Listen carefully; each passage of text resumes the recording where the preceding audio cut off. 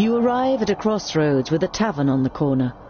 A warm light is emanating from its window, lighting up the road around it.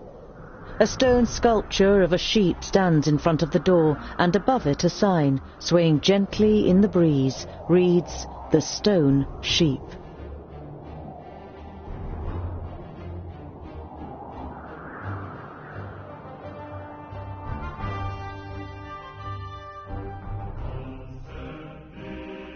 You enter the tavern with a determined stride, and are greeted by a thick wall of pipe smoke. The dozen or so drinkers at the tables turn towards you, then give each other astonished and slightly worried looks.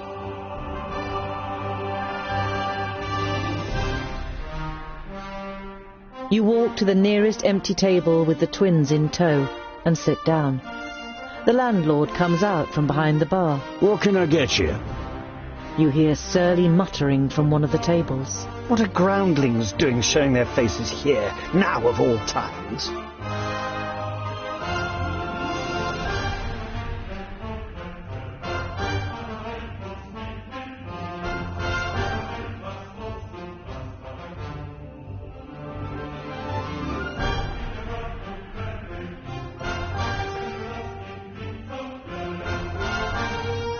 I wouldn't mind a pint of ale. The landlord nods and takes the twins' order too. Shortly after, he returns with your beers and puts them down in front of you. "Is that all?"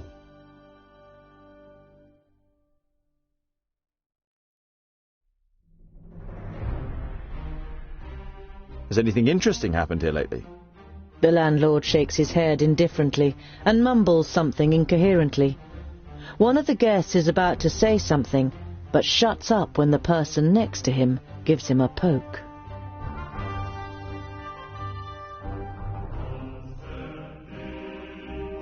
You turn to the guest, who is silenced. Were you going to say something, my friend?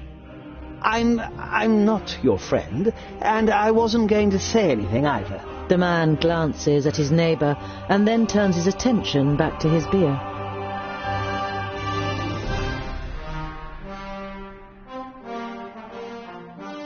Despite Boindeal's loud protestations about wanting another drink, you say goodbye and set off on your way, accompanied by the twins.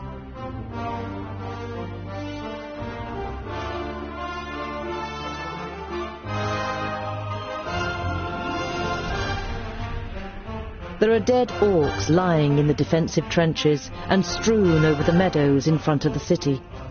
Some of the locals are busy throwing the bodies on pyres, while others repair the minor damage done to the city wall.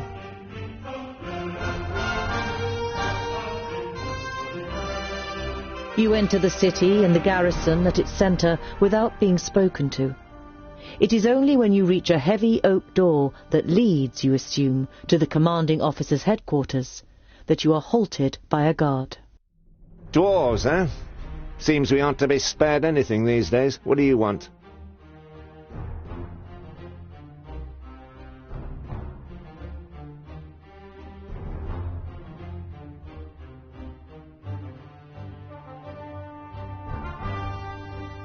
It looks like you've got an orc problem. "Had. Our scouts detected the army early on, and we were able to repel them without any great losses. A small army of orcs like that couldn't breach our mighty walls." "Your mighty walls look like they're about to collapse under their own weight!" The soldier isn't intimidated by Boindale. He juts his chin out confidently. "At least they stopped the orcs, unlike your dwarven walls in the north." Huh.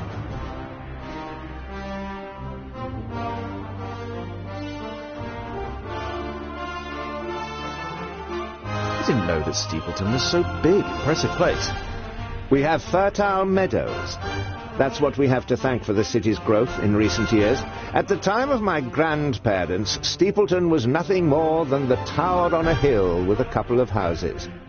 Now we have a market, a temple, and, of course, there are royal messengers stationed in the tower, which doesn't do the city's coffers any harm at all.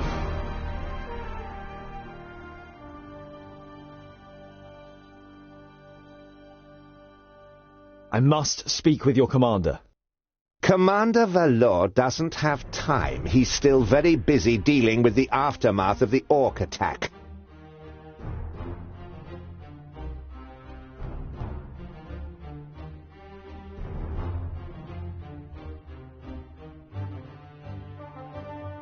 Commander Valor is dealing with the orc problem, and I have important information concerning it. I witnessed a meeting of the orc lords. The guard eyes you with interest and tries to judge whether you can be trusted. Finally, he stands up, opens a door, and enters the room ahead of you. The commander looks up from his work. The guard repeats what you told him. Your information about the orcs could be useful. We have fought them back, but not yet defeated them. Come in. The commander listens attentively, and now and then asks questions, as you tell him about the 3 orc armies and the meeting of the chieftains with the Al-Sintharas. This sounds very grave. I will send out messengers. We must be prepared.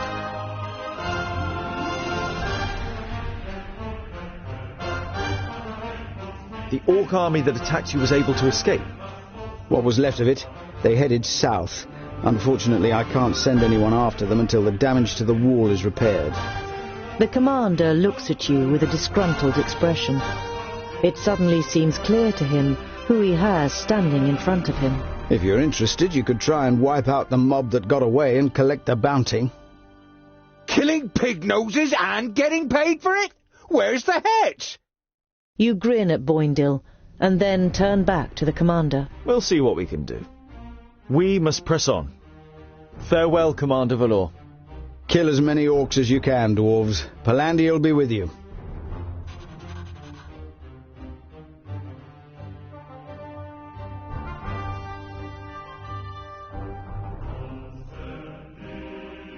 You see a camp with a wagon and 2 people on the edge of the path. Behind them, Black Saddle towers up above a thick, dark forest, about a half a day's journey away. 2 horses are standing near the covered wagon, grazing. You can make out the shapes of boxes and barrels on the wagon. The 2 humans are wearing smart clothes and are sitting next to a large campfire. They don't seem to have noticed you yet.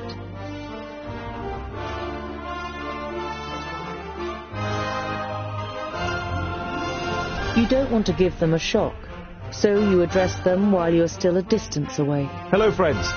Is there any space by your fire? The 2 traders look up and visibly jump when they see you 3 dwarves. Ah, hello. Yes, of course. It doesn't escape your attention that you seem to be causing the traders some uneasiness, but you take up their offer and sit down. The twins follow your example. We're only travellers. We're looking for someone who's said to live on Black Saddle.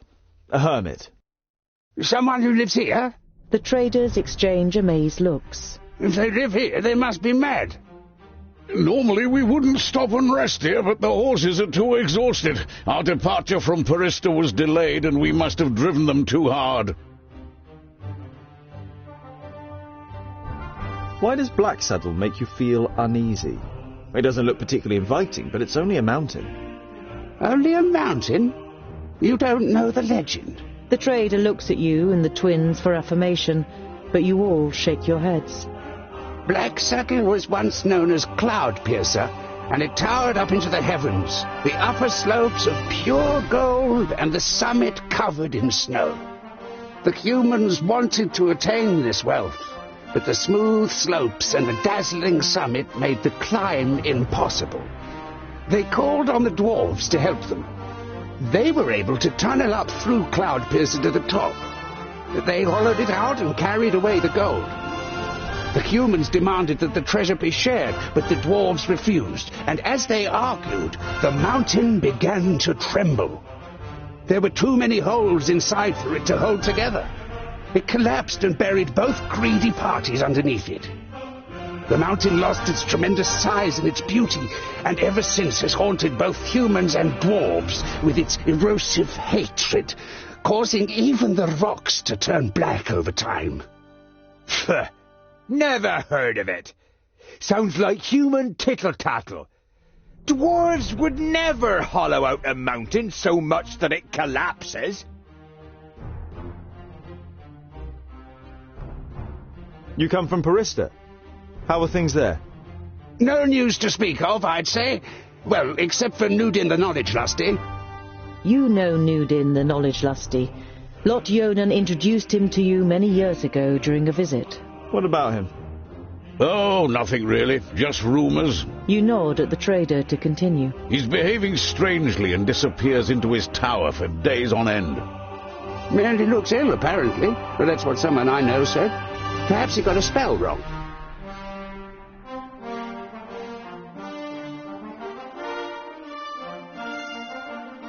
Later in the night, after eating together and some friendly conversation by the campfire, you all decide to sleep. But you take the first watch. It's a night in which nothing happens, and the next morning the traders set off early. After breakfast, you also continue on your journey.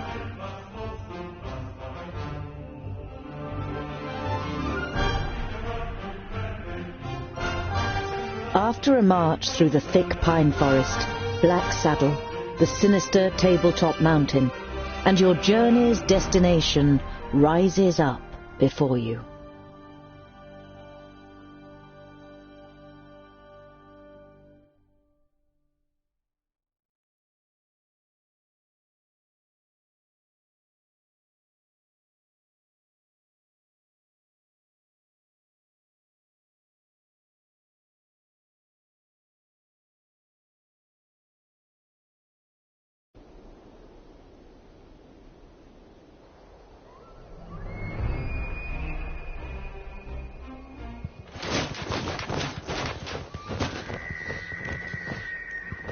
Are you sure that the Famulus lives here?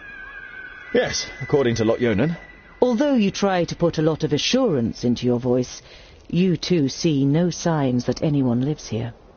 No castle, no tunnel, no camp. There's nothing here but mountain. Then we'll have to take a closer look. You do that, scholar. We'll be waiting for you here. You think about objecting, but it would just be a waste of breath.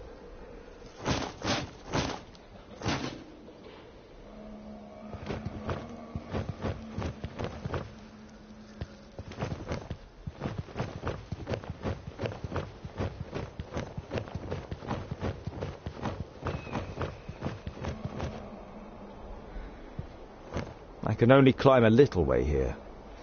There must be a better way.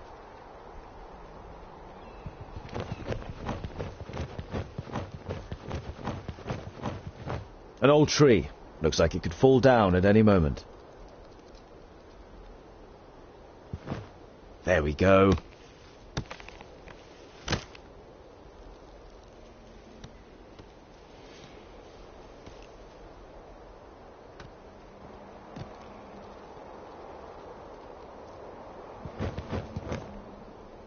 Too steep. I can't get a grip anywhere.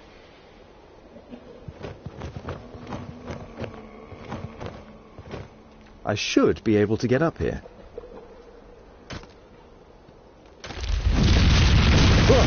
Oh. Phew. That was close. I hope this is all worth it.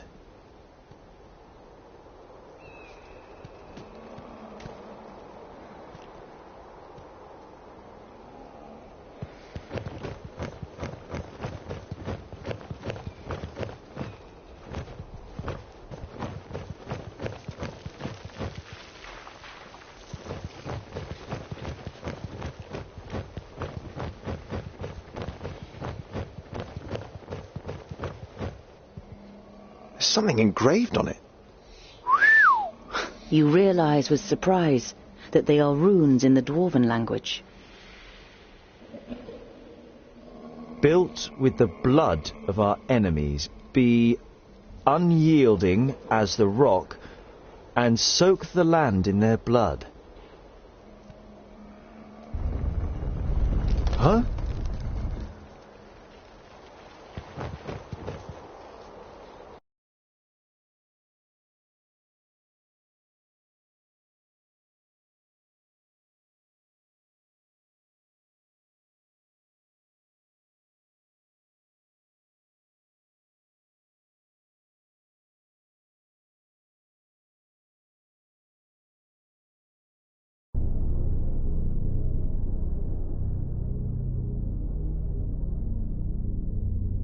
Hello?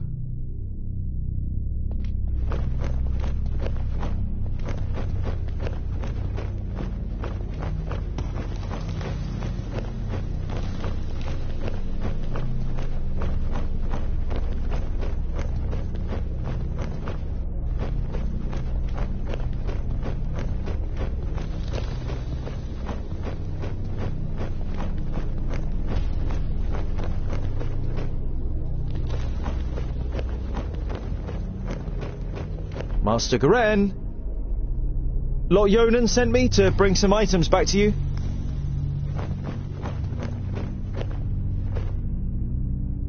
My inquiries are almost at an end.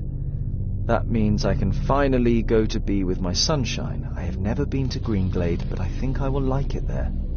I deposited my most valuable things in the grave of Horengarth before my departure and secured it with magic. The password is... You recognize the following words as rune names, but they're written in the learned language, so you don't know which they are. Greenglade. Oh, great.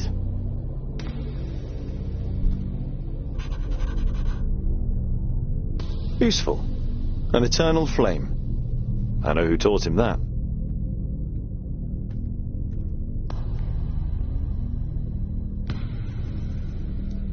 You see sketches and notes on the architectural features, statues and wall reliefs.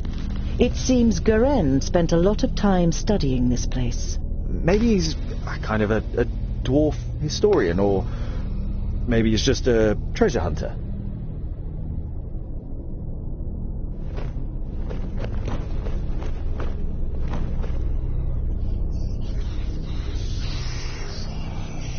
Hello?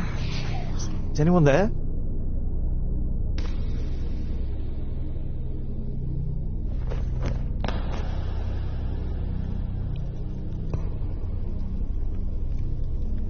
It looks as though Garen lived in the fortress for a while. It also seems that he left several lunar orbits ago. He's not stealing. It would just be a shame if the provisions went off.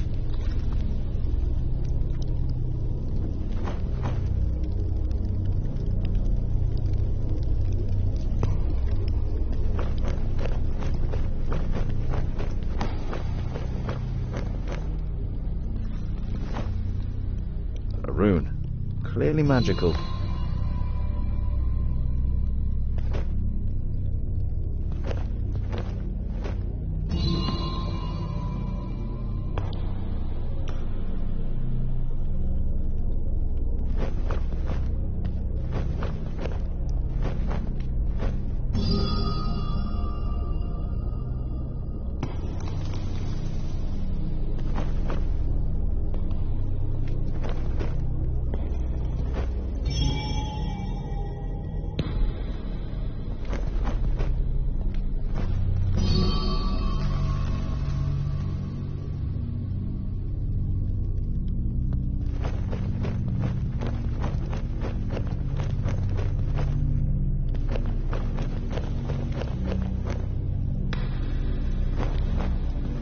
Sarcophagus. Perhaps I could open it.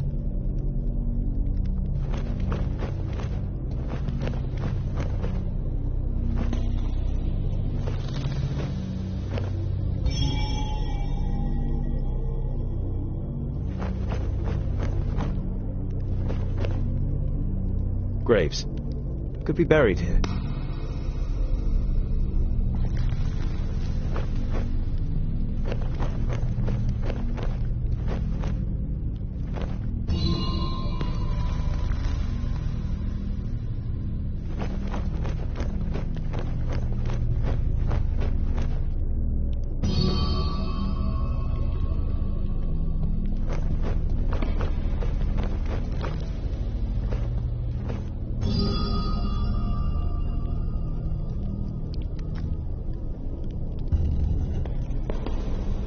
Ah! That's it!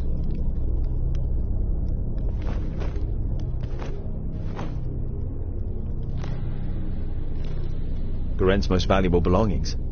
Letters from his lover, a silk scarf that must have belonged to her, and medallion.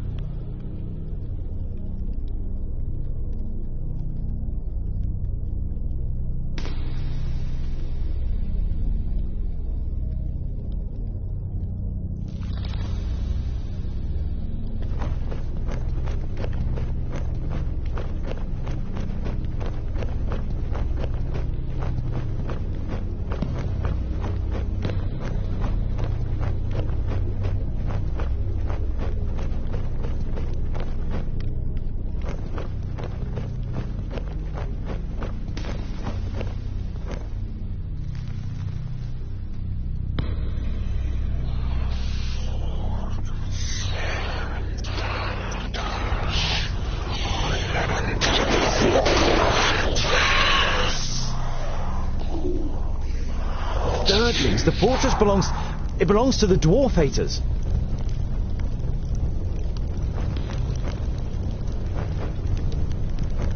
Lorimber's dwarves are not only as unyielding as a mountain, they are also as destructive as an avalanche, and would batter into lesser kingdoms just as relentlessly. The four should find no salvation in Vrachus, only eternal damnation, so that they suffer indescribable torment between the worlds. You have heard of the dwarf haters, but this is the first time you have read their hateful words. You feel sick and turn away.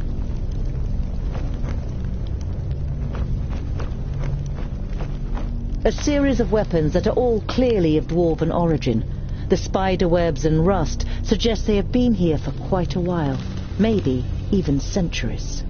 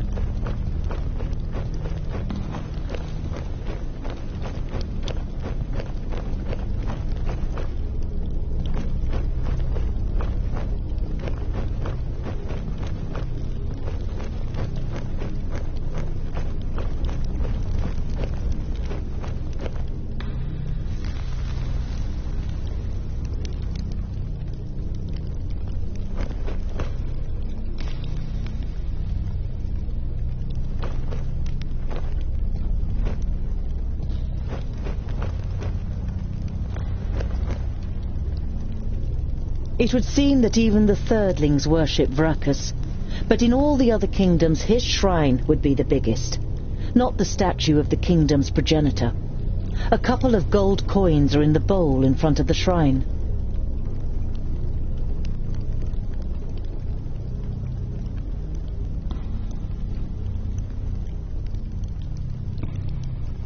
Can't do any harm.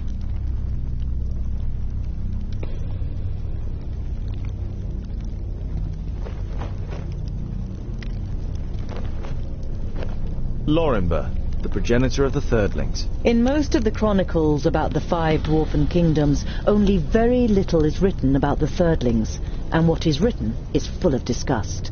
They are called traitors, or worse.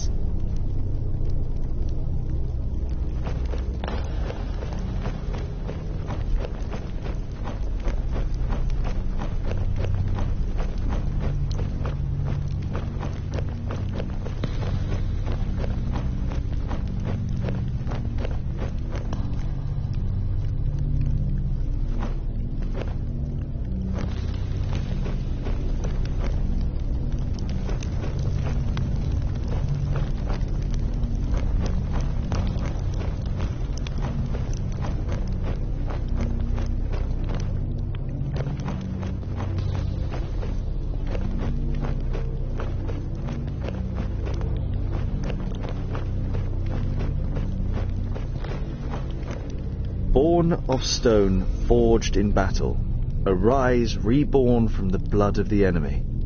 You're not sure if you really want to know what was once in this basin. The whole place gives you the feeling that a decent dwarf shouldn't hang around too long.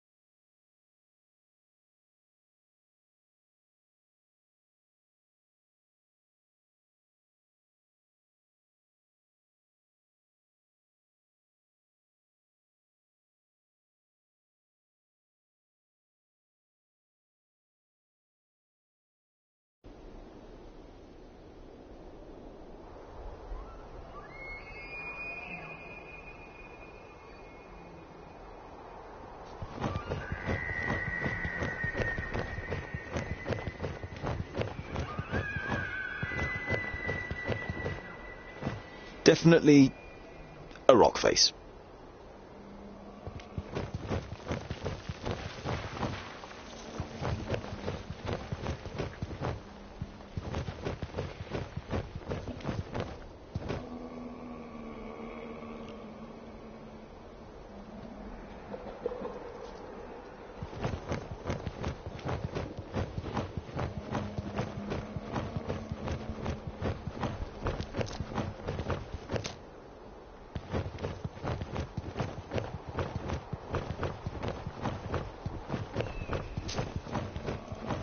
Even the dark, evergreen forest seems to be afraid of the Black Mountain.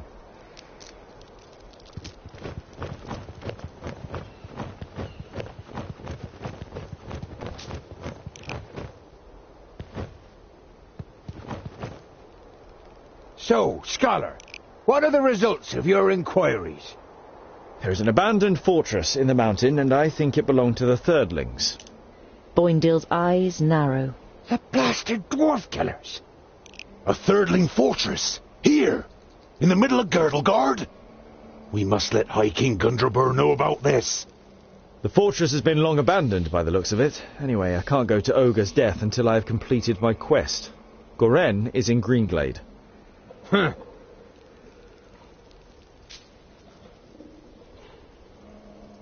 A Thirdling fortress? Here, in the heart of Girdlegard. That's strange, isn't it? And worrying. But they've always been wily. They move in the shadows and kill there too if they can. Do you know their story? I've read about it. Lorenberg, their progenitor, rejected the name that Vrakas gave him, who in turn did not give him any special talents, so his kingdom studied war. It helps them defending the East, but it also meant they ended up confronting the other kingdoms. No dwarf would ever even think of injuring one of his kind, never mind killing him. But the dwarf killers are proud of it. When they were even more powerful, they wanted to become the rulers of all dwarves. They are envious of our skills. They haven't been heard of for a long time, but you can be sure there isn't a single dwarf alive who doesn't hate them. The High King, why do you want to bring me to him? All right then. It's about the choice of the new High King. Gandagar, the king of the Fourthlings, is with his entourage in Ogre's death and is supposed to ascend the throne. But our acting High King Gundrabur wants to prevent that from happening. He fears that Gandagar wishes to instigate a war against the elves.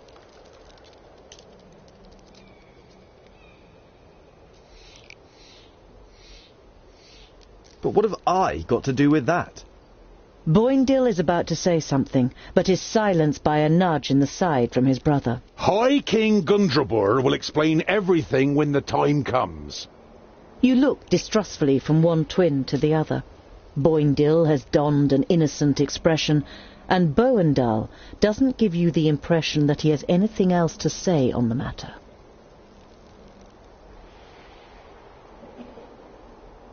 What does this King Gandagar have against the elves? Dwarves and elves just don't get along. Vrakas and Sertalia made us that way. I know that, but going to war for just that, after all this time? Well, there must be more behind it. They say that the king of the Fourthlings is full of hatred and is a hothead in this matter. Whatever, your High King must wait. I have a quest to carry out in Greenglade. But our quest is... Boindale raises a placatory hand and throws his rucksack onto his back in preparation. Let it be, dear brother. Look at him. He has made his decision, and you will not be able to change his stubborn dwarven mind. You can't help but smile.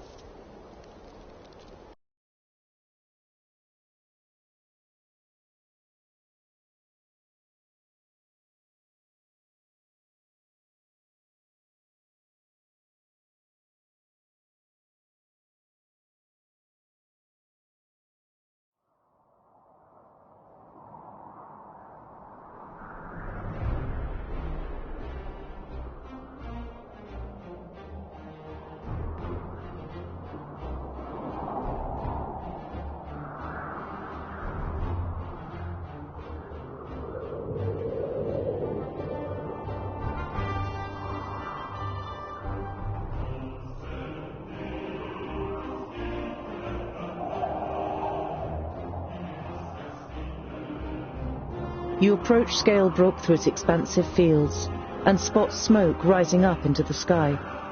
A short while later, you can hear the cries of battle, and finally you can smell the tallow on the orc's armour. Scalebrook is at war.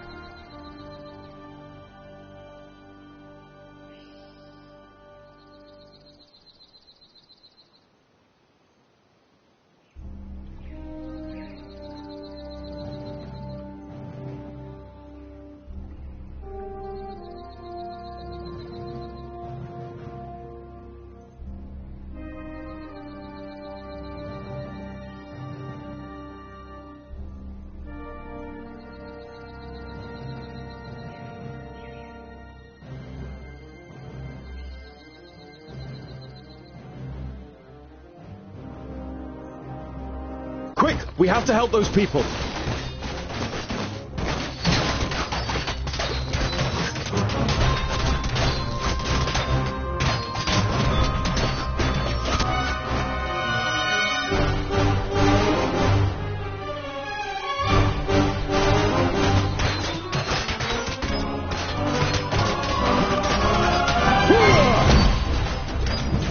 Pow! Another one bites the dust!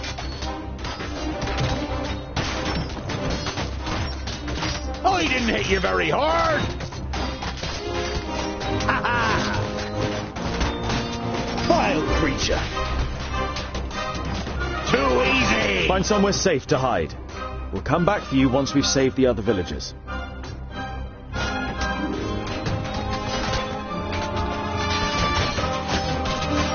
Pow! Another one bites the dust!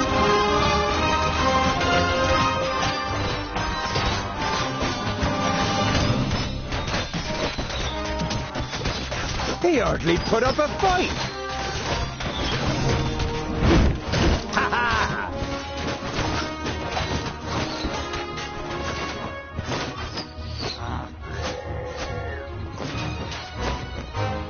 That's it! They're fleeing! I don't think so. They're just rallying. And that's what we should do too. Come on. Thank you so much. You saved us. Not yet. The orcs are rallying. You must join us. But we can't. You must. Here they come.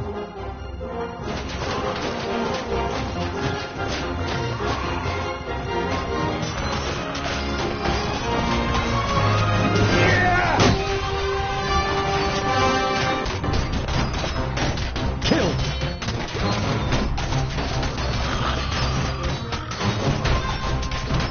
He hardly put up a fight. Too easy. Who's next?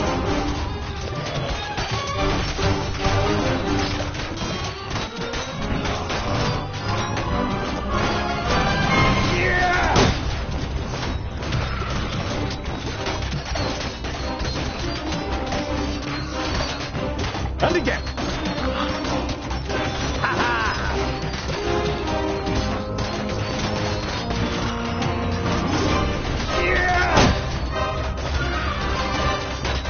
I didn't hit you very hard. And again.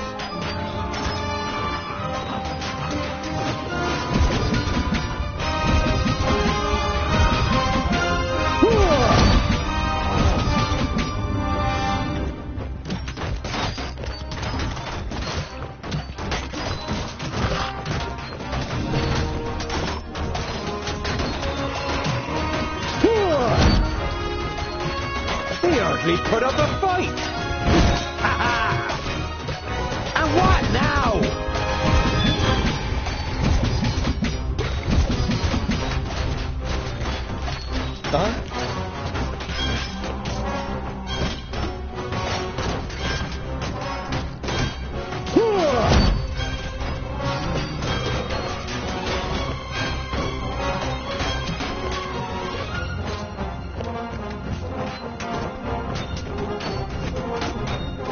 What is it?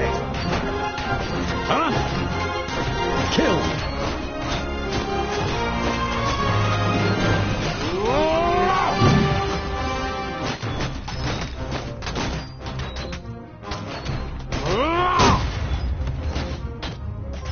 I didn't hit you very hard!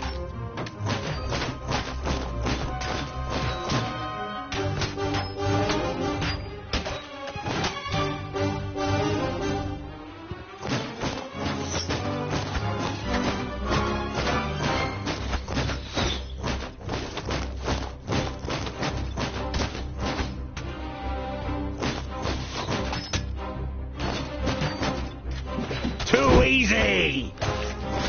Pow! Another one bites the dust!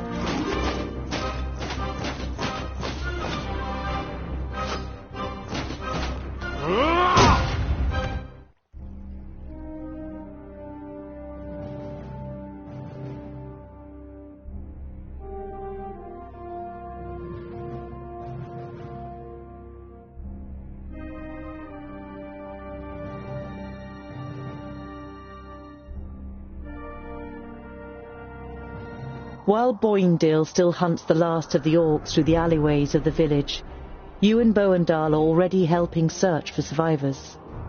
Various villagers, all with shocked, ashen faces, come and thank you for saving them.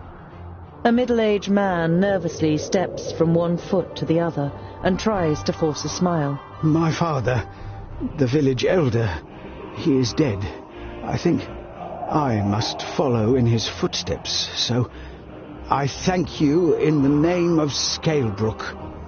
He left behind some gold as a dowry for my sister. The man bows his head, produces a leather pouch, and kneads it with trembling hands. If only you'd come earlier. But before you can reply, the man takes a deep breath and forces himself to look at you. What am I saying? How ungrateful. Thanks to you, many of us are still alive. My daughter may be able to marry one day, thanks to your bravery. The man hesitates briefly, then thrusts the leather pouch towards you.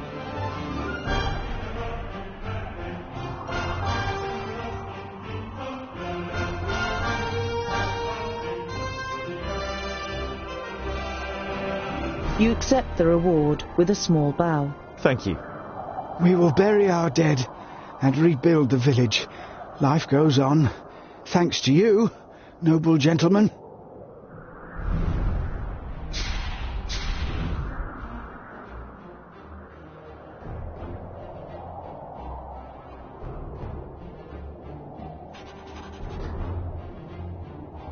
By the evening campfire, Boindale rummages around in his rucksack and pulls out a cheese wrapped in a cloth.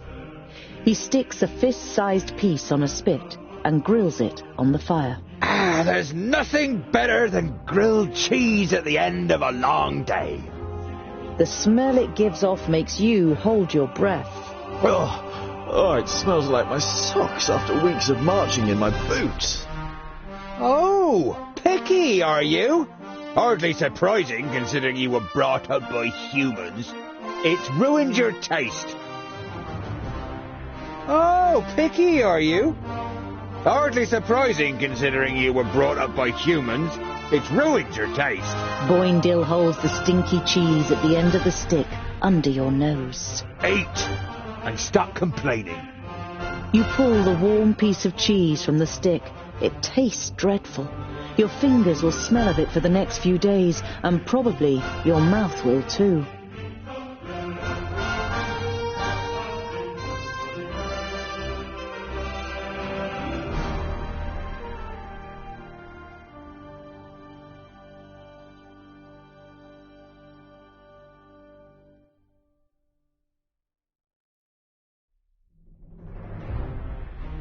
While taking a rest, you see a cart trundling along the road not far away from you.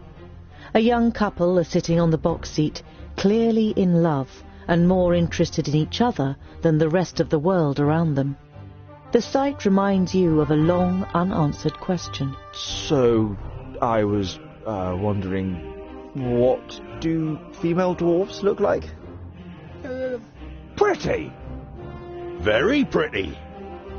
Uh-huh. You were expecting a little more information. Do they have beards? No, I would say it's more like fluff. Oh, very attractive. And what do they do? I mean, are they warriors too? In our kingdom, most take care of domestic life. They take the animals down to the meadows in the valleys, make sure the larders are full and that there's plenty of good beer, and make our clothes. It only ever causes problems when men and women stand shoulder to shoulder in battle. Some of them are talented stonemasons and smiths, and beware of insulting their skills. They are no less proud than we are.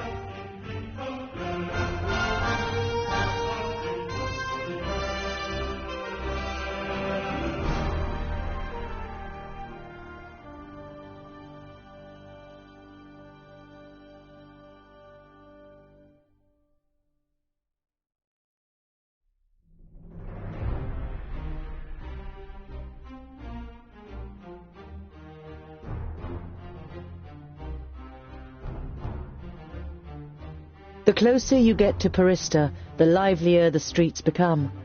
Many of the large buildings in the city are even taller than the high city wall. But one building towers above them all, the palace. Its dome gleams white. You reach the council's palace, but are stopped in front of its gates by a guard. The Council of Magi is convened to take care of the parish land. They mustn't be disturbed. The parish land? You mean the barrier? Is there something wrong with it? The guard shrugs his shoulders. Won't be anything the council can't sort out.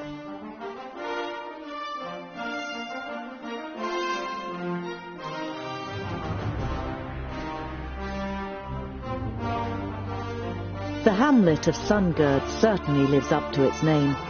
You arrive as the sun sets behind the tower of a Palandial temple, lighting up its stained glass. There's a shop in the village, and through the window, as well as some everyday objects and food, you also spy a shelf full of books.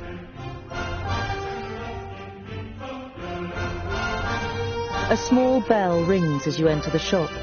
The twins look around, but seem rather disinterested, until they discover a couple of gemstones on display.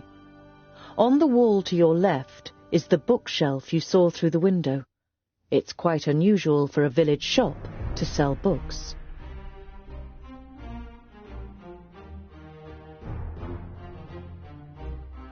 You stroll towards the bookshelf and read some of the titles written on the spines of the books. You know many of the works from Lot Yonan's library. Oh, by fracas, look, dear brother! The scholar really is looking at books! It's an interesting selection, Boindle. I could make some recommendations for you. Boindle throws his arm around your shoulder and pulls you slowly away from the bookshelf. What if someone sees you? Here, this is more our kind of thing. You follow him reluctantly and are shown the selection of gemstones.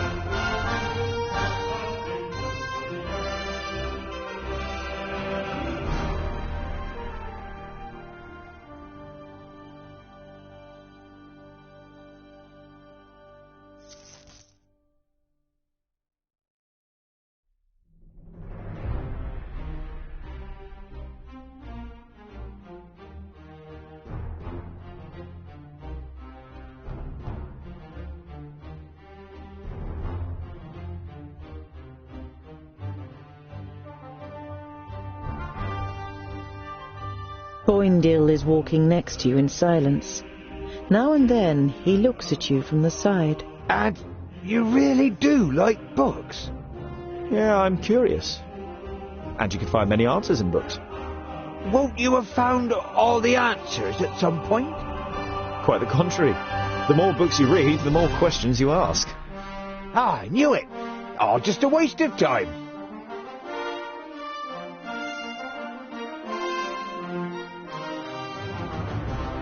You approach the village and can tell even from far off that something isn't right. The smell of burnt wood and death is in the air.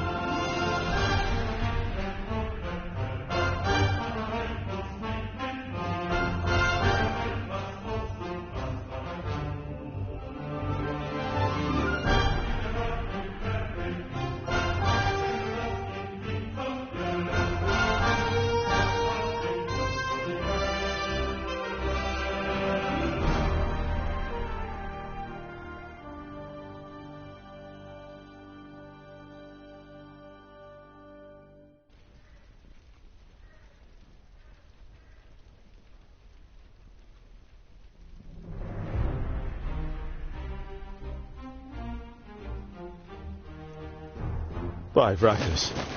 The piggies have really shown those pointy ears. We couldn't have done it any better.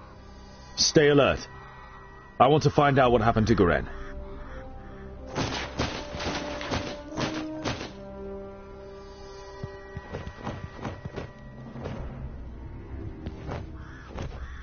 The elf maiden's graceful snow-white face still radiates beauty, in terrible contrast to the rest of her appearance. From the neck down, she is nothing more than a blood-red, damp and glistening skeleton. There are long nails sticking through her thin bones, and where her beautiful eyes once were are now gaping black holes.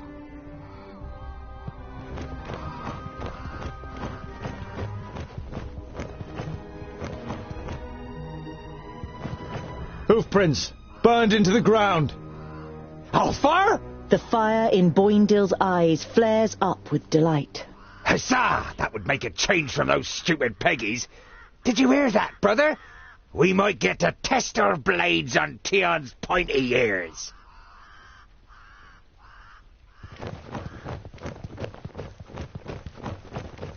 Green Glade was one of the few places in Girdlegard where humans and elves lived together.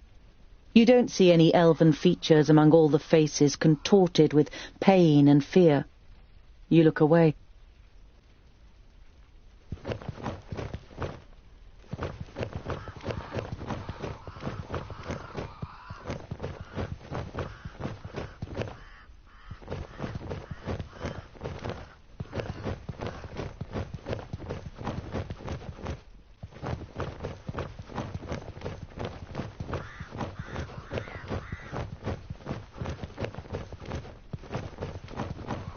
You have read about the elves and their buildings. This here had always just been a small example of their architectural skill, which achieved perfection in Alandur. Now burning and ruined, the pavilion makes an even sadder impression.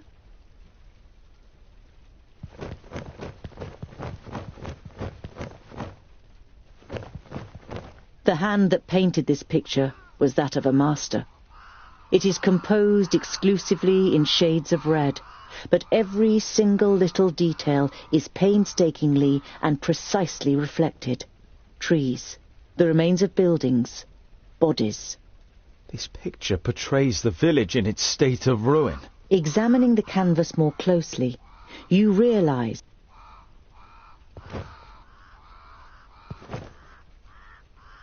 this is the most disgusting thing I have ever seen.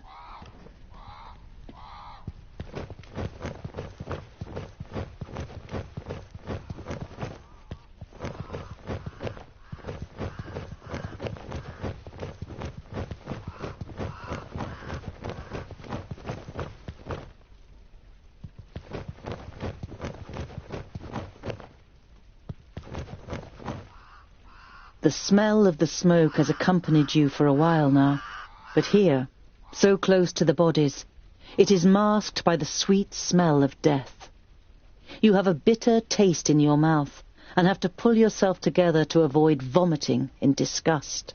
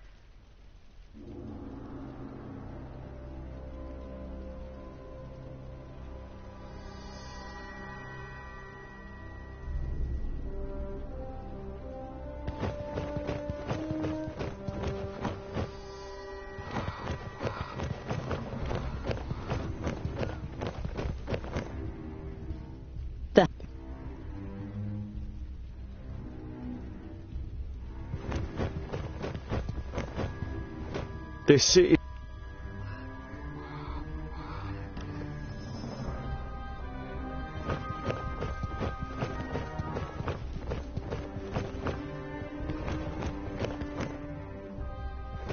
Hoofprint!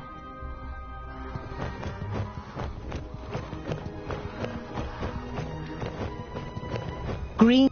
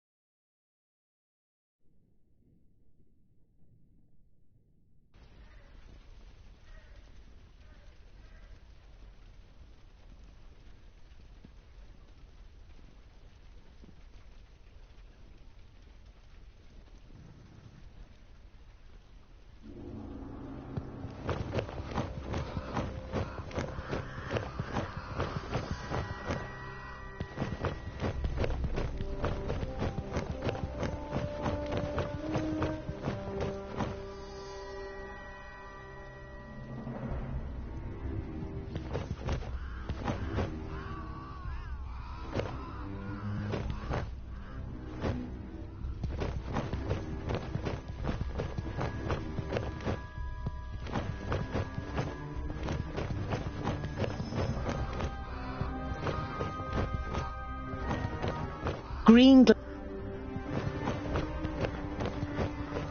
Hoofprints! You have read...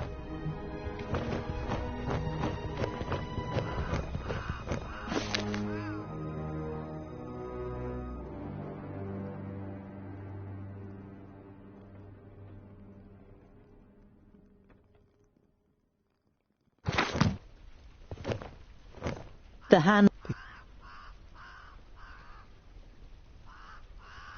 This is...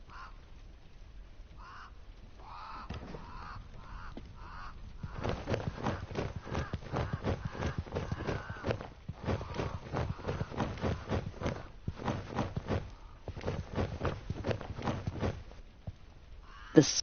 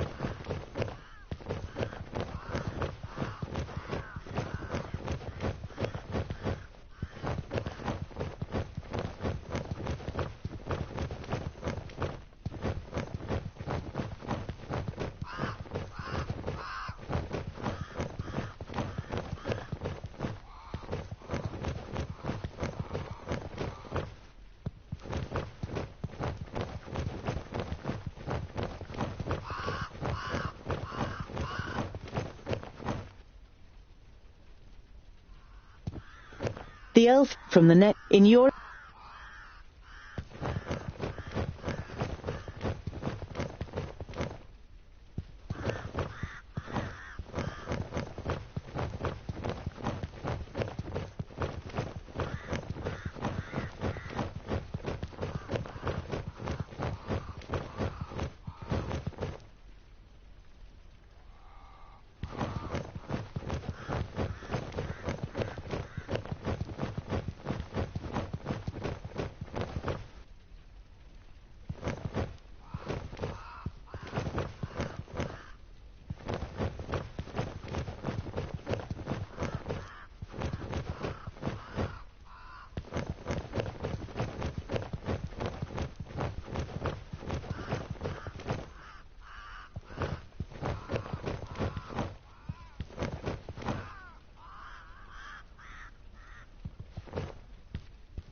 The body of the man is riddled with arrows and is lying in a small patch of undamaged ground, while a sea of flames must have raged in a circle around him. The robes remind you of those of Lot Yonan's famuli. This, plus the fact that the man used magic, makes you quite sure that this is Garen. Garen had these books on him when he was attacked. Was he trying to bring them to safety? Your eyes fall upon a sealed letter next to the books. The circumstances seem grave enough for you to break the seal. Greetings, Turga. I am glad to hear that you finally wish to confide in Lot Yonan. I have found out something new about the demon. It's all written in these books. I think they are the key to his destruction, or I hope so at least. Yours faithfully, Garen. What demon are they talking about? You instinctively think about how the magical barrier is only a few days' march north of here, and beyond it, Varakas only knows what kind of creatures live in the Perish Land. You destroyed my painting. Now I need fresh blood to paint a new one. Huzzah! This will be fun! We finally get to fight! I hope your blood doesn't clot too much. It has to be nice and fluid for my fine brushstrokes. Ha! How do you plan to defeat us, pointy ears? There are 3 of us. Oh, only 3. That makes it easier. She looks over the corpses. Arthur and Lewis Buanre. What's happening? That's the perished land. Impossible. Greenglade is south of the barrier. I know of nothing else that can resurrect the dead. Knock their heads off or they'll keep coming back.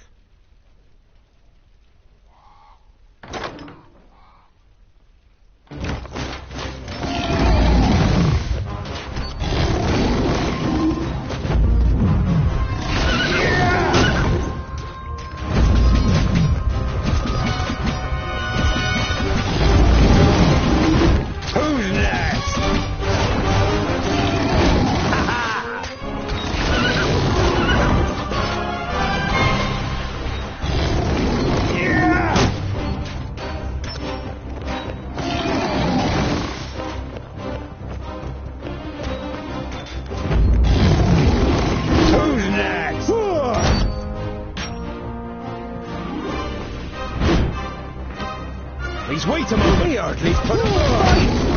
Too easy!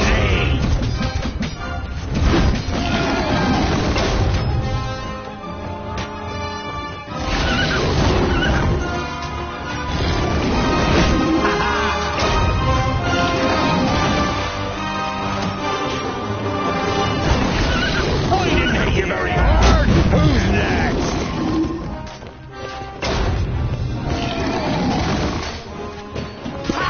Another one bites the dust.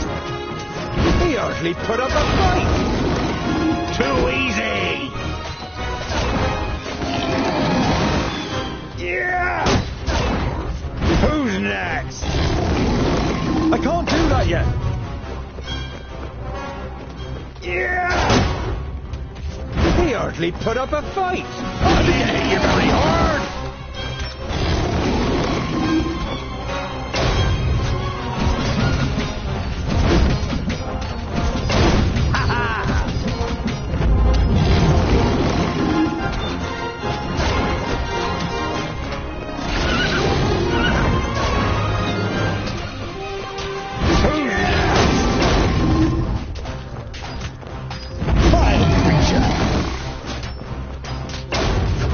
Too easy!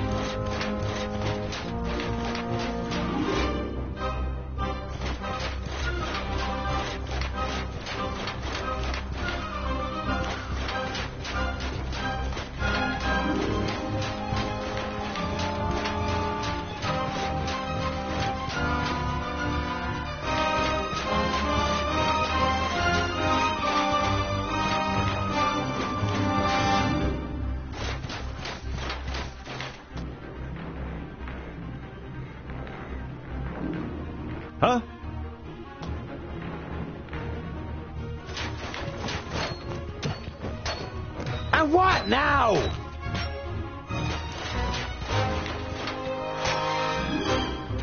Who's next?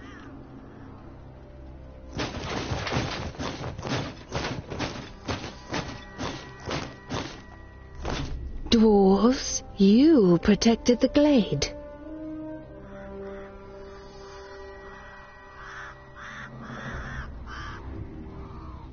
The perished land. The barrier has fallen. You can feel your stomach cramping. Unlike Boindale, you can't say a word. The damn Magi only had one job! So this is what it is like to rise from the dead.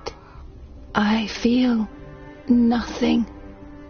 I am left with nothing. My love, my beauty, my home, and my forest. Everything has been taken from me. I beg you, have mercy and put an end to my suffering.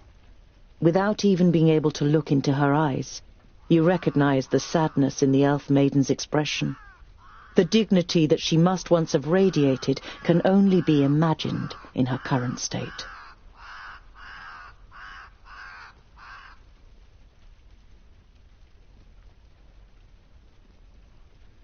Garen was here, and I've heard that you elves have special abilities in battle. Did the Alfar take you by surprise in your sleep? I felt her presence, but when I confronted the elf, she had already killed the first of us and resurrected the perished land. It fills humans and dwarves with a hatred for life. It turns you into beasts. They charge through the village like a fury, and everyone that they killed became one of theirs. If the perished land spreads further south, then Nodon won't need any orcs, ogres, or Alfar. One human losing their life in the perished land would be enough for the madness to sweep through the land like the plague. Your stomach turns, but you know that it's right.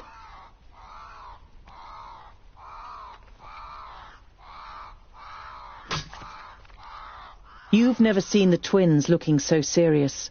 They would pit themselves against any army of orcs, but this is something beyond their power, and yours. We need the Magi. They must rebuild the barrier.